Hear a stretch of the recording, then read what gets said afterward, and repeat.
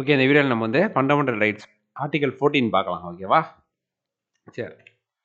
இப்போ பார்த்தீங்கன்னா இது வந்து ரைட் டு ஈக்குவாலிட்டி. ரைட் டு ஈக்குவாலிட்டினா எதுலேருந்து எது வரைக்கும்னா ஆர்டிகல் 14லேருந்து ஆர்டிகல் 18 வரைக்கும் பார்த்தீங்கன்னா ரைட் டு ஈக்குவாலிட்டி தான்.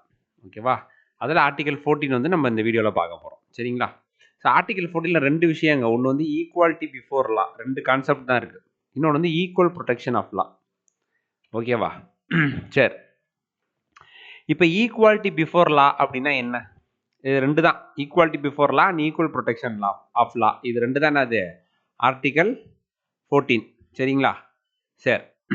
இப்போ வந்து பார்த்தீங்கன்னா இந்த ஈக்குவாலிட்டி பிஃபோர் லா அப்படின்ற ஒரு கான்செப்ட் இருக்குல்ல, இது நம்ம எங்க இருந்து எடுத்தோம்னா யூகே கான்ஸ்டிடியூஷன்ல இருந்து, அதாவது பிரிட்டன்ல இருந்து எடுத்தோம். சரிங்களா? பிரிட்டன்ல இருந்து எடுத்தோம். ஓகேவா? சரி. அப்புறம் இதை வந்து என்னன்னு சொல்லுவாங்கன்னா ரூல் ஆஃப் லா அப்படின்னு சொல்லுவாங்க. ஓகேவா? ஈக்குவாலிட்டி பிஃபோர் லான்னு ஒரு கான்செப்ட் இருக்குல்ல, இது வந்து ரூல் ஆஃப் லா அப்படின்னு சொல்லி ஒரு கான்செப்ட் இருக்கும். யார் கொண்டு வந்திருப்பானா ஏவி டைசி அப்படின்னு சொல்லிட்டு ஒருத்தர் தான் கொண்டு வந்திருப்பார். ஓகேவா? இவரை கொஞ்சம் ஞாபகம் வச்சுக்கோங்க.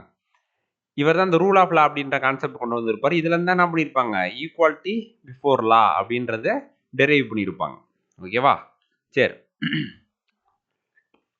இப்போ என்ன சொல்றாங்க அப்படின்னா இந்த ஈக்குவாலிட்டி பிஃபோர் லானா என்ன கான்செப்ட்னு சொல்லிக்கிட்டு இருக்கோம். அப்படின்னா என்ன அப்படின்றத பார்க்கணும்னா ஒரு மூணு விஷயம் இருக்கு. சிம்பிளா சொல்லணும் அப்படின்னா absence of any special privileges in favor of any person. ஓகேவா? இப்போ நீங்கள் இருக்கீங்க, நான் இருக்கேன். சரிங்களா? இந்த மாதிரி வந்து இந்தியா ஃபுல்லாக வந்து வேற வேற மதத்தை சார்ந்தவங்க, வேற வேற என்ன சொல்றது கேஸ்ட்டை சார்ந்தவங்க, வேற வேற மொழி பேசுகிறவங்க எல்லாருமே இருக்காங்க இல்லையா? யாருக்குமே ஸ்பெஷல் ப்ரிவிலேஜ் கிடையாது. இவங்க வந்து இந்த மதத்தை சார்ந்தவங்க, அதனால நாங்கள் இவங்களை வந்து கைது பண்ண மாட்டோம். ஓகேவா? அந்த மாதிரி சொல்ல முடியுமா? ஸோ அந்த மாதிரி யாருக்குமே வந்து இப்போ வந்து ஒருத்தர் வந்து பணக்காரராக இருக்காருன்னு வச்சுக்கோங்க. அவர் பணக்காரராக இருக்கனாலே நான் அவருக்கு வந்து ஸ்பெஷல் ப்ரிவிலேஜ் தரேன் அப்படின்னு சொல்ல முடியாது. ஓகேவா? கவர்மெண்டால. சரிங்களா? இது நம்ம எல்லாமே எதுக்காண்டி படிக்கிறோம், நம்ம அகெயின்ஸ்ட் ஸ்டேட் தான் நம்ம படிக்கிறோம். அதனால ஞாபகம் வச்சுக்கணும். நீங்கள் ஸ்டேட்னா நம்ம போன வீடியோவில் பார்த்தோம் இல்லையா? போன வீடியோவுக்கு முந்தின வீடியோ பார்த்தோம். ஆர்டிகல் 12 வந்து ஸ்டேட்னா என்னன்றதை டிஃபைன் பண்ணியிருந்தாங்க. ஓகேவா? அந்த வீடியோ பார்க்கலன்னா பார்த்துட்டு வந்துருங்க. சரி. ஸோ அப்போ ஸ்டேட் வந்து யாருக்கும் வந்து என்ன பண்ணக்கூடாது, ஸ்பெஷல் ப்ரிவிலேஜஸ் வந்து கொடுக்க வந்து கூடாது. யாரையும் ஸ்பெஷலாக ட்ரீட் பண்ணக்கூடாது. எல்லாருமே எல்லாத்தையும் என்ன முடியாது, சமமாக தான் நடத்தணும். ஓகேவா? இது ஒன்று. ரெண்டாவது பாருங்க, equal subjection of all persons to ordinary law of the land administered. இப்போ வந்து ஒருத்தர் வந்து மர்டர் பண்ணிட்டாருன்னு வச்சுக்கோங்களேன், கொலை பண்ணிட்டார். ஓகேவா? அவர் ஹிந்துவாக இருக்கலாம், முஸ்லீமாக இருக்கலாம், கிறிஸ்டினாக இருக்கலாம், அவர் எந்த கேஸ்ட்டை சேர்ந்தவர், அப்பர் கேஸ்ட்டாக இருக்கலாம், லோவர் கேஸ்ட்டாக இருக்கலாம், so called upper caste, lower caste. ஓகேவா? அப்பர் கேஸ்ட், லோவர் கேஸ்ட்லாம் நம்மளா உருவாக்குனது தானே. ஓகே. ஸோ அந்த மாதிரி கேஸ்ட்டை சேர்ந்தவங்களா, அவங்க மொழி பேசுகிறவங்களா இருக்கலாம், இப்போ வந்து அவங்க வந்து என்ன மலையாளம் பேசுகிறவங்களா இருக்கலாம், தமிழ் பேசுகிறவங்களா இருக்கலாம், எல்லாருக்குமே அந்த மர்டருக்கு வந்து இவ்வளோ வருஷம் தண்டனை, 10 வருஷம், இப்போ ஃபார் எக்ஸாம்பிள் இப்போ ஒரு 15 வருஷம் தண்டனைன்னு வச்சுக்கோங்களேன். எல்லாருக்குமே அதே தண்டனை தான். இவங்க வந்து இந்த மதத்தை சேர்ந்தவங்க, இவங்க வந்து இந்த மொழி பேசுகிறவங்க, அதனால இவங்களுக்கு வந்து 10 வருஷம் அப்படின்லாம் சொல்ல முடியாது. ஓகேவா? புரியுதா? எல்லாருக்குமே என்னது, நம்ம லா என்னவோ, ஆர்டினரி லா என்னவோ அதுதான் எல்லாத்துக்குமே, எல்லா பர்சனுக்கும் அதான். ஈக்குவல் சப்ஜிகேஷன் தான் அதான். எல்லாத்தையும் என்ன பண்ணுவோம், ஈக்குவலாக நம்ம வந்து நடத்தணும். ஓகேவா? So no person is above the law. அவர் வந்து ரிச்சாக இருக்கலாம், பூராக இருக்கலாம், ஹையாக இருக்கலாம், லோவாக இருக்கலாம், அஃபிஷியலாக இருக்கலாம், நான் அஃபிஷியலாக இருக்கலாம். ஓகேவா? யாருமே என்னது லாக்கு மேலே கிடையாது. எல்லாருமே அது சட்டத்துக்கு கீழே தான்.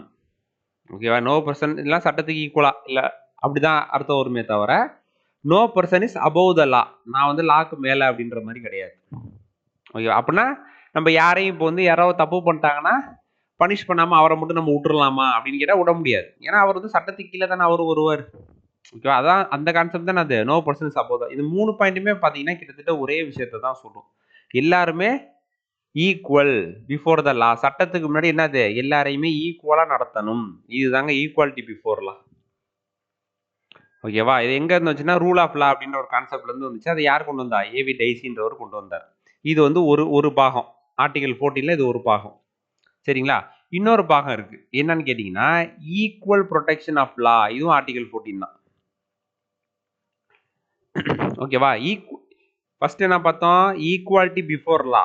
And equal protection of law. ரெண்டையும் நம்ம தனித்தனியாக பார்க்கணும், அவ்வளோதான். ஓகேவா? ரெண்டுமே ஆர்டிகல் 14 தான். சரி, இது எங்கேருந்து எடுத்தோம் அப்படின்னு பார்த்தீங்கன்னா யூஎஸ்லேருந்து எடுத்தோம். யூஎஸ் கான்ஸ்டியூஷன், அமெரிக்காலேருந்து எடுத்தது. சரிங்களா? இந்த concept equal protection of law. சரி, இந்த ஈக்குவல் ப்ரொடெக்ஷன் ஆஃப் லால வந்து என்ன சொல்றாங்க அப்படின்னு பார்த்தீங்கன்னா, இங்கே பாருங்க, இந்த பாயிண்ட்டை நீங்கள் பார்க்கறதுக்கு முன்னாடி என்ன சொல்றாங்க அப்படின்னா, ஈக்குவல் சர்க்கம்ஸ்டன்சஸ்ல ப்ரிவிலேஜஸ் வந்து ஈக்குவலாக கொடுக்கணும் அப்படின்னு சொல்றாங்க. அப்படின்னா என்ன அர்த்தம் அப்படின்னா, இந்த படத்தை பார்த்தீங்கன்னா உங்களுக்கு புரியும். இந்த ஃபர்ஸ்ட் படத்தை பாருங்களேன். இது வந்து ஈக்குவாலிட்டி பிஃபோர் லாவை பற்றி பேசுது, ஈக்குவல் ப்ரொடெக்ஷன் ஆஃப் லாவை. இந்த படத்தை நீங்கள் புரிஞ்சுக்கிட்டீங்கனாலே இந்த ஆர்டிகல் உங்களுக்கு புரிஞ்சிருங்க. ஓகேவா? இந்த ஃபர்ஸ்ட் படத்தை பாருங்களேன். ஒரு மேட்ச் நடக்குது, சரிங்களா? இந்த மேட்ச் என்ன பண்ணுறாங்க, வெளியே இருந்து பார்க்குறாங்க. எப்படி பார்க்குறாங்க? இப்போ இவரால் பார்க்க முடியுதா? க்ரீன் கலர் சட்டை போட்டிருக்காருல, இவரால் பார்க்க முடியுதா? பார்க்க முடியுது. இப்போ இந்த பையன் இவனும் பார்க்குறான், சரியா? இப்போ இந்த பையனால் பார்க்க முடியுதா? பார்க்க முடியல. ஆனால் எல்லாருக்கும் கீழே பாருங்க, எத்தனை பெஞ்ச் மாதிரி கொடுத்துருக்காங்களா? ஒன்று எத்தனை கொடுத்துருக்காங்க? இல்லை 3 பேருக்குமே ஒன்று ஒன்று தான் கொடுத்துருக்காங்க இல்லையா? இப்போ இவர் ஹைட்டாக இருக்கார், இவர் அதை விட கொஞ்சம் ஷார்ட்டாக மீடியமாக இருக்கார், இவர் இன்னும் கொஞ்சம் ஷார்ட்டாக இருக்கார். அப்போ இப்போ 3 பேருக்குமே நம்ம ஈக்குவலாக ஆளுக்கு ஒரு ஸ்டூலு அப்படின்ற மாதிரி கொடுத்தோம்னு வச்சுக்கோங்களேன். இப்போ இவங்க 2 பேரால மேட்ச் பார்க்க முடியுது, ஆனால் இவரால் பார்க்க முடியல. இப்போ இதே பாருங்க, இந்த ஸ்டூலை என்ன பண்ண இவர்கிட்ட இருந்து எடுத்துட்டு இந்த சின்ன பையன் இருக்கான்ல, இவன்கிட்ட கொடுத்தோம் அப்படின்னா 3 பேருமே மேட்ச் பார்க்குறாங்க. இதுதாங்க ஈக்குவல் ப்ரொடெக்ஷன் ஆஃப் லா. அதாவது நம்ம ஃபர்ஸ்ட் ஈக்குவாலிட்டி பிஃபோர் லால என்ன பார்த்தோம், எல்லாரையும் சமமாக தான் நடத்தணும், எல்லாருக்கும் வந்து சேம் ப்ரிவிலேஜ் தான் கொடுக்கணும். அப்போ என்னது, ஆளுக்கு ஒரு ஸ்டூலு அப்படிதான் கொடுக்கணும். இப்போ எதுக்கு இந்த 2வது பையனுக்கு எதுக்கு 2 ஸ்டூல் கொடுக்குறோம்? கொடுக்கக்கூடாது தானே. ஸ்பெஷலாக எதுக்கு 2 ஸ்டூல் கொடுக்கணும்? அப்படி பார்த்தா ஈக்குவாலிட்டி பிஃபோர் லா அப்படி கொடுக்கக்கூடாது. ஆனால் ஈக்குவல் ப்ரொடெக்ஷன் ஆஃப் லா அப்படி பார்த்தீங்கன்னா, இவனுக்கு மேட்ச் தெரியல, இவருக்கு ஸ்டூல் இல்லாமே மேட்ச் தெரியும். கரெக்டுங்களா? அப்போ இவனுக்கு நம்ம இன்னொரு ஸ்டூலை கொடுத்துட்டோம்னா 3 பேருமே மேட்ச் பார்க்கலாம்ல. இப்போ இதுதாங்க ஈக்குவல் ப்ரொடெக்ஷன் ஆஃப் லா. ஓகேவா? இப்போ இப்படி தாங்க ரிசர்வேஷன் வந்து வந்துச்சு. ஓகேவா? இப்போ ரிசர்வேஷன் சிஸ்டம் நம்ம சொல்கிறோம் இல்லையா, எஸ்சி எஸ்டிக்கெலாம் வந்து பார்த்தீங்கன்னா ரிசர்வேஷன் சிஸ்டம் ஃபஸ்ட்டு வந்துச்சு, அதுக்கப்புறம் ஓபிசி எல்லாத்துக்குமே கொண்டு வந்தாங்க. ஓகேவா? இவங்களுக்கெல்லாம் ரிசர்வேஷன் சிஸ்டம் இருந்து எதுக்கு இருந்துச்சுன்னா, இவங்களை ரொம்ப நாள் என்ன பண்ணியிருந்தாங்க, ஸ்கூலில் வந்து உள்ளே விடாமல், ஒரு ஊரில் வந்து ஒரு கிணறு இருக்குன்னா அதில் போய் தண்ணி குடிக்க விடாமல், பப்ளிக் பிளேசஸ்லாம் வந்து பார்த்தீங்கன்னா யூஸ் பண்ண விடாமல் ரொம்ப அடிமைப்படுத்தி வச்சுருந்தாங்க இல்லையா, ரொம்ப வருஷமாக. சரிங்களா? அதனால தான் இவங்களுக்கு என்ன பண்ணாங்க, ரிசர்வேஷன் ஒன்று வந்து கொடுக்குறாங்க. அப்போ இவங்களுக்கு மட்டும் எதுக்குங்க ரிசர்வேஷன் அப்படின்னு கேட்டிங்கன்னா, அவங்களும் கொஞ்சம் மேலே வரணும் இல்லையா? இந்த பையன் மாதிரி அவங்களுக்கு, இந்த பையனுக்கு எப்படி மேட்ச் தெரியுதோ அது மாதிரி இவங்களும் கொஞ்சம் மேலே வரணும்ல. இதுதான் ஈக்குவல் ப்ரொடெக்ஷன் ஆஃப் லா. உங்களுக்கு இது புரிஞ்சிருக்கும்னு நினைக்கிறேன் இந்த கான்செப்ட். ஓகேவா? இப்போ இன்னொரு எக்ஸாம்பிள் சொல்கிறேனே. இப்போ ஒரு அம்மா இருக்காங்கன்னு வச்சுக்கோங்களேன், 2 பிள்ளைங்க இருக்குங்க அந்த அம்மாவுக்கு, சரிங்களா? இப்போ வந்து ஒரு பையனுக்கு வந்து 2 பசங்கன்னு வச்சுக்கோங்களேன். ஒரு பையனுக்கு வந்து 5 வயசு ஆகுது, இன்னொரு பையனுக்கு வந்து என்னது 15 வயசு ஆகுது.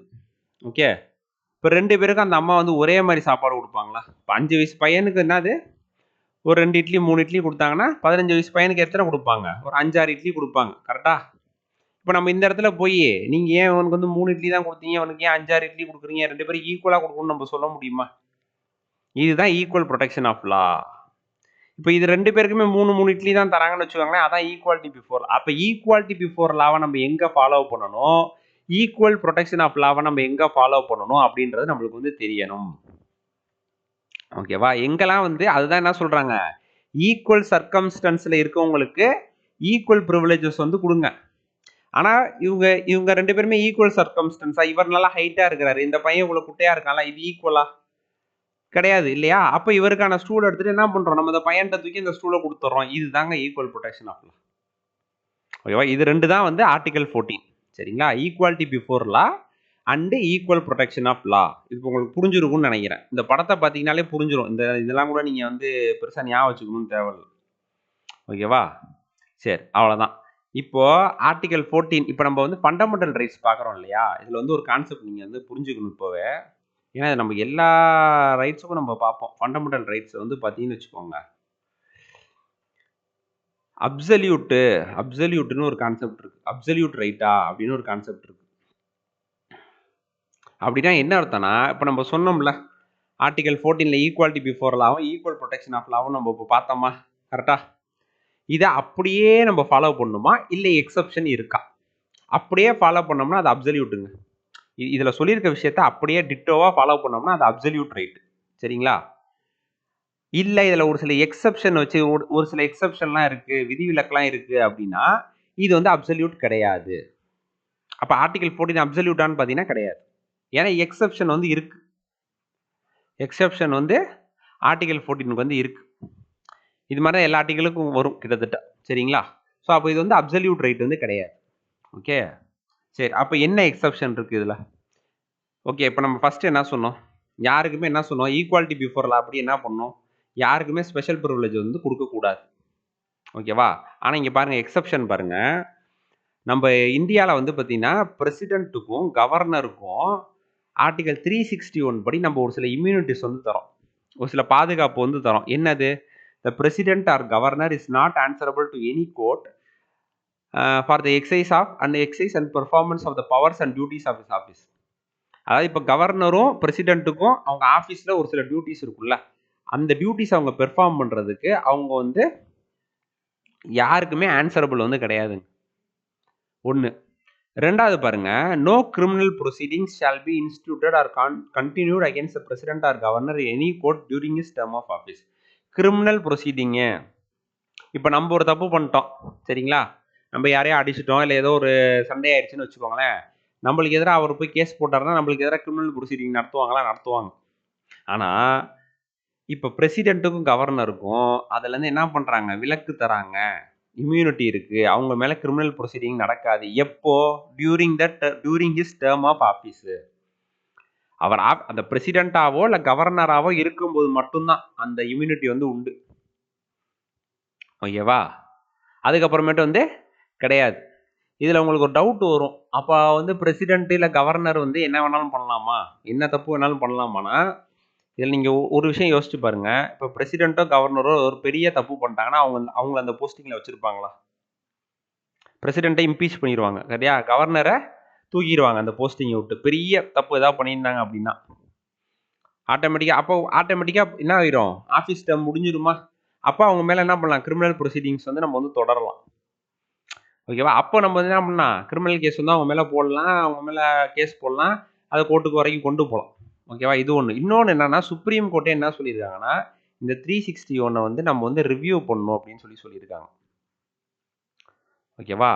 இது வந்து இப்படி வந்து உங்களுக்கு வந்து கொடுக்கக்கூடாது, இதை வந்து நம்ம வந்து ரிவ்யூ பண்ணி இதில் ஏதாவது நம்ம சொல்யூஷன் கொண்டு வரணும் அப்படின்ற மாதிரி சுப்ரீம் கோர்ட் வந்து சொல்லியிருக்காங்க. ஓகே. இன்னும் அதுக்கான எந்த விதமான ஒரு இதுவும் ஒரு ஃபைனல் டிசிஷன்லாம் எதுவும் வந்து எடுக்கலை. ஓகேவா? இது என்ன கான்செப்ட்ல இப்படி கொடுத்துருக்காங்க அப்படின்னு கேட்டிங்கன்னா, கிங் வந்து தப்பு பண்ண மாட்டார் அப்படின்னு. கிங்னா இப்போ இவங்கெல்லாம் கிங்கு கிடையாது. King will not do wrong. ஓகேவா? அப்படின்ற ஒரு கான்செப்ட்டுங்க. அது முன்னாடி காலத்தில் இருந்த கான்செப்ட். இப்போ பிரசிடென்ட் கவர்னர்லாம் என்ன கையெழுத்து போடுறாங்க இல்லையா, கிட்டத்தட்ட இப்போ பிரிட்டன்லலாம் வந்து பார்த்தீங்கன்னா கிங் தான் கையெழுத்து போடுவார் அந்த பில்லு பாஸ் ஆகுறது. இங்கே பிரசிடென்ட் மாதிரி அங்கே கிங். நம்ம இந்த ரிப்பப்ளிக்கா மொனார்கியான்னு பார்க்கும்போது பார்த்துருப்போம் பிரிட்டனுக்கும் இங்கேக்கும் உள்ள வித்தியாசத்தை. ஓகேவா? ஸோ அப்போ கிட்டத்தட்ட கிங் மாதிரி இவங்களெல்லாம் கன்சிடர் பண்ணுறாங்க. அப்போ அவங்க வந்து தப்பே பண்ண மாட்டாங்க அப்படின்ற கான்செப்டில் முன்னாடி இருந்த ஒரு விஷயம் இது. சரியா? இதை அப்படியே என்ன பண்ணிட்டாங்க, ஆர்டிகல் 361 வச்சுட்டாங்க. ஓகேவா? இது வந்து ஆனால் ஒரு எக்ஸப்ஷன் தான். நம்ம முன்னாடியே சொல்லியிருந்தாலும் ஸ்பெஷல் ப்ரிவிலேஜ் கொடுக்கக்கூடாதுன்னு, ஆனால் கொடுக்குறாங்களா இந்த இடத்துல? யாருக்கு கொடுக்குறாங்க? பிரசிடென்ட்டுக்கும் கவர்னருக்கும் கொடுக்குறாங்களா? அப்போ அந்த இடத்துல என்னது, ஆர்டிகல் 14 வந்து வயலேட் ஆகுது, ஆனால் இது எக்ஸப்ஷன், அதனால வயலேட் ஆகலை. இதான் என்ன சொன்னேன், ஆர்டிகல் 14 வந்து அப்சல்யூட் கிடையாது அப்படின்னு சொன்னேன். அப்சல்யூட்னா அப்படியே ஃபாலோ பண்ணணும். புரிஞ்சுதா? அப்ப சரி, இப்போ இங்கே பாருங்க, article 31C is an exception to article 14. ஓகேவா? இப்போ டிபிஎஸ்பியில் வந்து பார்த்தீங்கன்னா 39 ஒரு ஆர்டிகல் இருக்குது. அதில் வந்து பார்த்தீங்கன்னா கிளாஸ் பி கிளாஸ் சின்னு 2 இருக்குது. ஓகேவா?